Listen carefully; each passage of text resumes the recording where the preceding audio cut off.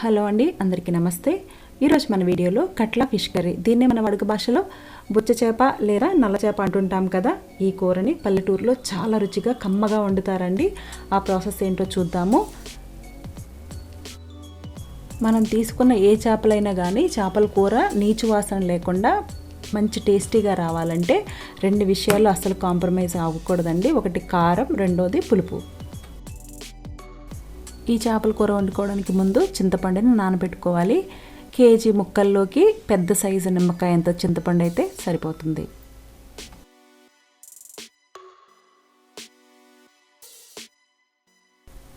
ముందుగా ఈ రెసిపీ కోసం కేజీ ముక్కల్లోకి ఒక 2-3 ఉల్లిపాయలని చిన్న చిన్న ముక్కల కింద కట్ చేసుకొని ఇలా కళ్ళుప్పు సాయంతో మెత్తగా మెదుపుకోవాలి.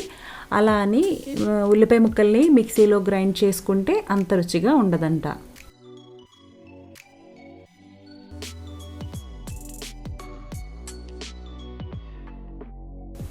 మనం ఎన్ని రకాల కొత్త రెసిపీస్ ట్రై చేసినా కానీ అమ్మ చేత్తో ఇలా చేపల కూర కలిపి పెట్టింది తిని చూడండి, ఎంత బాగుంటుందో కదా. ఆనియన్స్ని ఈ విధంగా మనం మెత్తగా మెదుపుకున్న తర్వాత చేప ముక్కలు యాడ్ చేసుకోవాలి. మీరు ఒకటి గమనించండి, మన పెద్దవాళ్ళు ఎవరైనా చేపల కూర వండేటప్పుడు మనకులాగా స్పూన్స్ లెక్క పెట్టరండి. వాళ్ళ చేత్తోనే కొలుసుకుంటారు. ఆయిల్ ఒకటి, ఉప్పు ఒకటి, కారం ఒకటి, పులుపు కూడా చేత్తోనే కొలుస్తారు. ఈ చేపల కూర వండడం చాలా సింపుల్ అండి. ఫస్ట్ ఉల్లిపాయలని కళ్ళుప్పు సాయంతో మెత్తటి పేస్ట్లా చేసుకున్నాము. తర్వాత చేప ముక్కలు యాడ్ చేసుకున్న తర్వాత ఒక 4-5 టేబుల్ స్పూన్స్ ఆయిల్ యాడ్ చేసాము.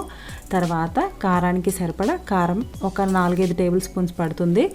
ఈ వీడియోలో మేము యాడ్ చేస్తున్నది ఇంట్లో తయారు చేసుకున్న కారం అండి, అందుకే కొంచెం ఎక్కువ పట్టింది. అదే మన ప్యాకెట్స్లో కొన్న కారం అయితే చాలా ఘాటుగా ఉంటుంది కదా, అది చూసి వేసుకోవాలి. ఇలా కూర కలుపుతున్నప్పుడే మనకి కారం సరిపోతుందో లేదో తెలిసిపోతుంది. ఇలా కలుపుకున్న తర్వాత కేజీ చేప ముక్కల్లోకి ఒక 2-3 ఉల్లిపాయలు తీసుకుంటే 7-8 పచ్చిమిర్చి వేసుకోవాలి.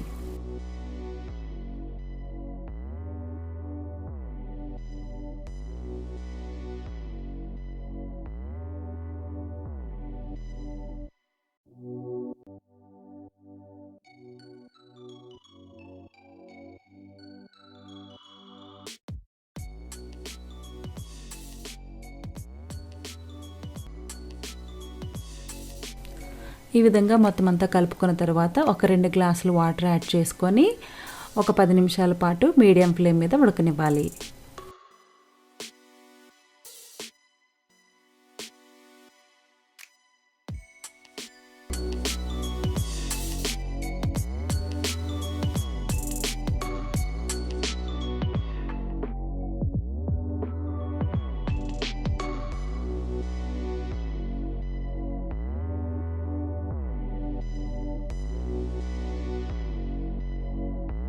పది నిమిషాలు ఉడికిన తర్వాత కూరలో నుండి లైట్గా ఆయిల్ బయటకు వస్తూ ఉంటుంది. అప్పుడు మనం రెడీ చేసి పెట్టుకున్న చింతపండు పులుసు యాడ్ చేసుకొని మరొక 15 నిమిషాల పాటు మీడియం ఫ్లేమ్ మీద ఉడకనివ్వాలి.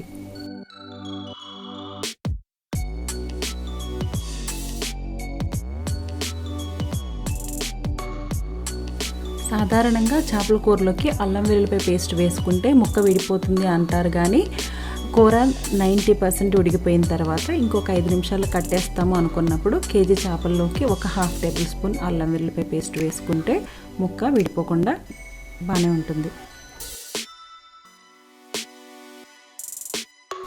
ఈ చేపల కూరలోకి అప్పటికప్పుడు తయారు చేసుకున్న మసాలా అయితే ఇంకొంచెం టేస్టీగా ఉంటుంది. మరి దానికోసం కొంచెం చెక్క, లవంగ మొగ్గలు దంచుకున్న తర్వాత ఒక 1/2 టేబుల్ స్పూన్ ధనియాలు, ఒక 1/2 స్పూన్ జీలకర్ర వేసుకొని మెత్తగా దంచుకోవాలి. దాంట్లోకి ఒక 7-8 వెల్లుల్లి రెబ్బలు దంచుకుంటే ఈ విధంగా మనం పొడి మసాలా తయారు చేసుకోవచ్చు.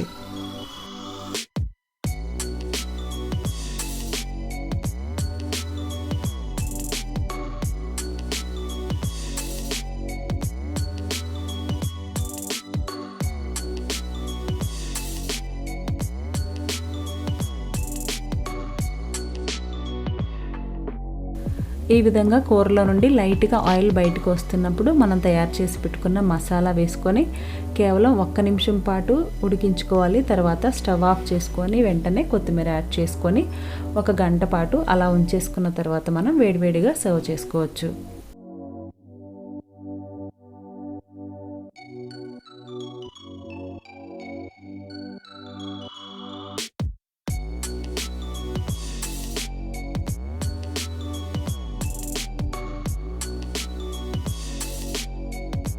ఈ ఫిష్ కర్రీని ఇప్పుడు కనుక మనం టేస్ట్ చేస్తే మామూలుగా మనం తినే పులుపు కారం కన్నా కొంచెం ఎక్కువే ఉండాలి. ఎందుకంటే 1 గంట 2 గంటలకి చేప ముక్కలు ఈ పులుపు కారం పీల్చుకొని తర్వాత మనం తినగలిగేంత కారం పులుపు ఉంటుంది. చూసారు కదండి, చాలా సింపుల్గా చేపల కూర రెడీ అయిపోయింది. గంట తర్వాత ఆయిల్ అంతా బయటకు వచ్చేసి ఈ విధంగా ఉంటుంది. ఇప్పుడు దీన్ని మనం వేడివేడిగా సర్వ్ చేసుకోవచ్చు. రెసిపీ నచ్చింది అనుకుంటున్నానండి. మీతో పాటు మీ ఫ్రెండ్స్ అండ్ ఫ్యామిలీ మెంబర్స్ అందరికీ షేర్ చేయండి. మన ఛానల్ ఎవరైనా ఫస్ట్ టైం చూస్తుంటే తప్పకుండా లైక్ చేయండి, సబ్స్క్రైబ్ చేసుకోవడం మర్చిపోవద్దు. మరొక మంచి రెసిపీతో మళ్ళీ మీ ముందుకు వచ్చేస్తాను. అంతవరకు సెలవు మరి, నమస్తే.